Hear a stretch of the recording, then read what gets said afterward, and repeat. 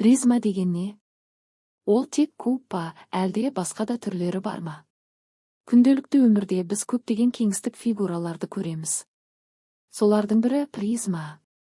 Бүгін біз призманың анықтамасын, оның элементтерін және түрлерін қарастырамыз. Сонымен қатар оны жазықтықта қалай кескіндеуге болатынын үйренеміз. Призма екі параллель және тең көпбұрыштан тұратын кеңістік фигура. Бұл көпбұрыштар призманың табандары деп аталады.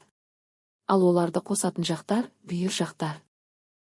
Егер осы табандарды қырлар арқылы қосатын болсақ, онда толық бір геометриялық дене призма пайда болады. Енді призманың негізгі элементтеріне тоқталайық. Призманың табандары бірдей және параллель орналасқан көпбұрыштар. Бүйір жақтары параллелограммдардан тұрады. Қырлары жақтарды қосатын түзу сызықтар. Төбелері қырлардың қиылысу нүктелері. Ал биіктігі табандар арасындағы ең қысқа қашықтық. Призмалар бірнеше түрге бөлінеді. Ең алдымен олар табанына қарай ажыратылады.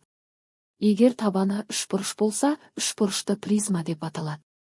Егер төртбұрыш болса, төртбұрышты призма. Ал алтыбұрыш болса, алтыбұрышты призма. Яғни, призманың атауы оның табанына байланысты қойылады. Сонымен қатар призмалар орналасуына қарай да бөлінеді.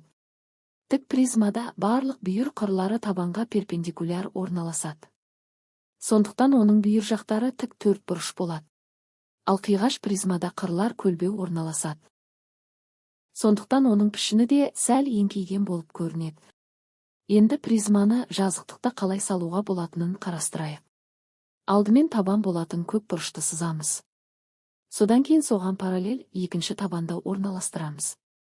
Екі табанның сәйкес төбелерін түзу сызықтармен қосамыз. Осылайша жазықтықта призма кескінін аламыз. Қорытындылайық.